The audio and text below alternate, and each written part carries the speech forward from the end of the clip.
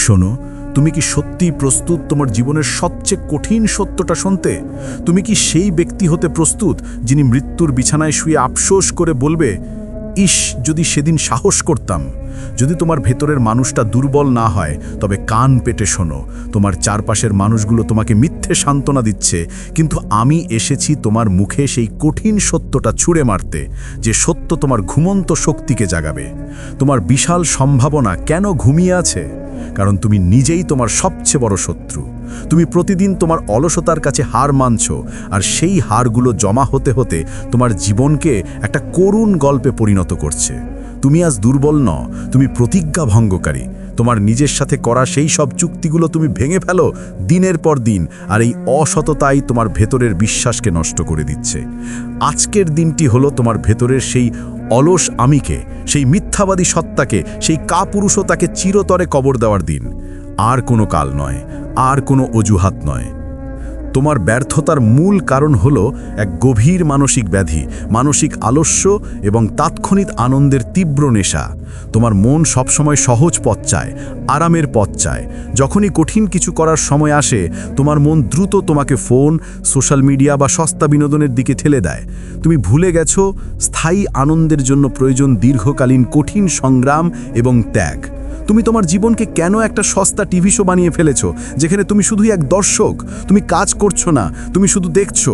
তোমার ফোন, তোমার social media তোমার জীবনকে নিয়ন্ত্রণ করছে। আর যখন কঠিন কাজ আসে, তোমার ভেতরের দুর্বল কণ্ঠটা বলে, থাক না, আজ কাল হবে। কিন্তু এই কাল কখনোই আসে না। তুমি হয়তো ভাবছো আরাম করছো, কিন্তু তুমি আসলে তোমার নিজের স্বাধীনতাকে বন্ধক রাখছো। একবার নিজের কাছে প্রশ্ন করো, যখন তুমি দিনের শেষে কোনো কাজ শেষ না করে বিছানায় ফেরো, তখন তোমার ভেতরের মানুষটা তোমাকে ঘৃণা করে না?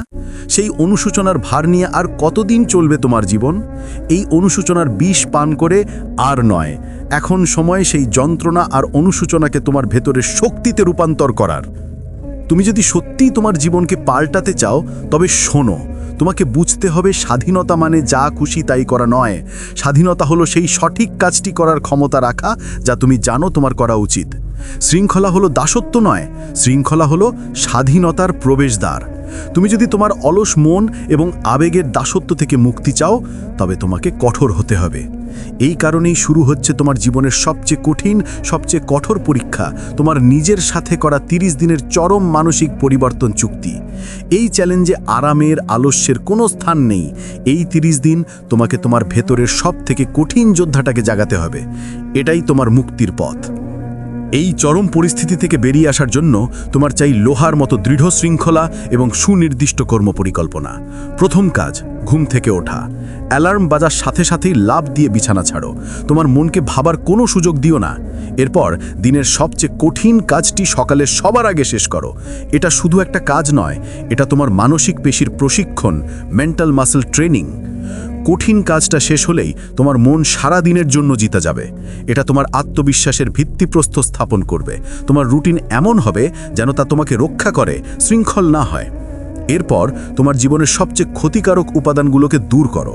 তোমার চারপাশে থাকা মানুষ যারা তোমার স্বপ্ন নিয়ে হাসে, যারা তোমার সময় নষ্ট করে, তাদের থেকে 1 মাসের জন্য দূরে থাকো। তোমার সময় এখন পবিত্র, তোমার সময় এখন সোনার চেয়েও মূল্যবান। তোমার অলস মন বারবার তোমাকে টেনে সোশ্যাল মিডিয়ার দিকে নিয়ে যেতে চাইবে, কিন্তু তোমাকে প্রতিরোধ করতে হবে। এই ত্যাগই ভবিষ্যতে তোমার স্বাধীনতা এবং ক্ষমতার কেন্দ্রবিন্দুতে ফিরিয়ে আনবে। যখন তুমি কাজ করবে, তখন যেন তোমার হাত, মন এবং আত্মা সব কিছু এক বিন্দুতে থাকে। এবং শোনো, এই কঠোর পথ চলার মাঝে তুমি বহুবার হোঁচট খাবে, তোমার রুটিন ভাঙবে, তোমার কাজ ভুল হবে। এটাই জীবনের অংশ। কিন্তু এই ভুলগুলোর কাছে আত্মসমর্পণ করে দেওয়াটা হলো চূড়ান্ত পরাজয়। যখনই তুমি পড়ে যাবে, তখনই নিজেকে বলো, পড়ে যাওয়া ব্যর্থতা নয়, পরাজয় হলো পড়ে থাকা সিদ্ধান্ত নেওয়া। তোমার ব্যর্থতাকে তোমার শিক্ষক বানাও, তোমার শত্রু নয়। তোমার অনুশোচনাকে তোমার জ্বালানি বানাও, আর পরের দিন দ্রুত দ্বিগুণ শক্তি নিয়ে ফিরে এসো। তোমার ফিরে আসার গতি তোমার পতনের চেয়েও দ্রুত হতে হবে। তোমার নীরব কঠোর পরিশ্রমী একদিন তোমার লাউডেস্ট জবাব হবে, কারণ তোমার নীরবতা হলো তোমার সবচেয়ে শক্তিশালী শক্তিশালী শক্তি। এখন থেকে তুমি প্রেরণা দিয়ে চলবে না, তুমি চলবে ধারাবাহিকতা ও শৃঙ্খলা দিয়ে। একটি ছোট কাজ শুরু করো এবং প্রতিদিন সেই কাজটা করো। একবারে বড় কিছু করার দরকার নেই। প্রতিদিন যদি তুমি মাত্র 1% উন্নত হও, তবে 1 বছর পর তুমি এখনকার থেকে 37 গুণ উন্নত হবে। এটাই হলো ধারাবাহিকতার জাদু। এই 30 দিন তুমি তোমার নিজের সাথে করা প্রতিজ্ঞা রক্ষা করবে। যখন তুমি নিজেকে বলো আমি এটা করব, তখন সেটা করো। এই 30 দিন পর তুমি নিজের চোখে দেখতে পাবে তুমি একজন প্রতিজ্ঞা ভঙ্গকারী মানুষ নও, তুমি একজন দৃঢ়চেতা, বিশ্বাসযোগ্য মানুষ। এই আত্মবিশ্বাসী তোমার জীবনের সবচেয়ে বড় সম্পদ, যা তোমাকে পৃথিবী জয় করতে সাহায্য করবে। তোমার এই পরিশ্রম একদিন ইতিহাস হবে, তোমার দুর্বলতার নয়, তোমার বিজয়ের ইতিহাস। আর এখন যদি তুমি এই চ্যালেঞ্জ গ্রহণ করো, তবে তোমার যাত্রা এখানেই শেষ নয়। আমরা জানতে চাই তোমার গল্প। 30 দিন পর তোমার কি কি সফলতা এলো, তুমি কি কি পরিবর্তন অনুভব করলে। আমরা তোমার কাছে ফিরে আসব। তোমার এই 30 দিনের যুদ্ধের অভিজ্ঞতা, তোমার সব বিজয় গাথা, তোমার শরীরের পরিবর্তন, তোমার মানসিক শান্তি, সব কিছুই এই ভিডিওর কমেন্ট বক্সে লিখে জানাও। তোমার জীবনের গল্পই হবে অন্যদের জন্য সবচেয়ে বড় মোটিভেশন। যদি তুমি এই চ্যালেঞ্জের জন্য প্রস্তুত হও, যদি তোমার ভেতরে আগুন জ্বলে উঠে থাকে, তবে আর 1 সেকেন্ডও নষ্ট না করে এখনই কমেন্ট বক্সে লিখুন, আমি আগুন, আমি আর থামব না। তোমার এই ঘোষণা তোমার নিজের কাছে করা প্রতিজ্ঞা। যদি এই বার্তাটি তোমাকে জাগিয়ে তুলে থাকে, তাহলে লাইক করো।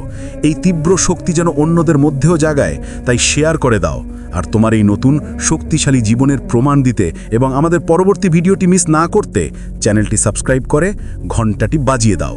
যাও, তোমার নতুন জীবন তোমাকে ডাকছে। যাও এবং প্রমাণ করো তুমি কে।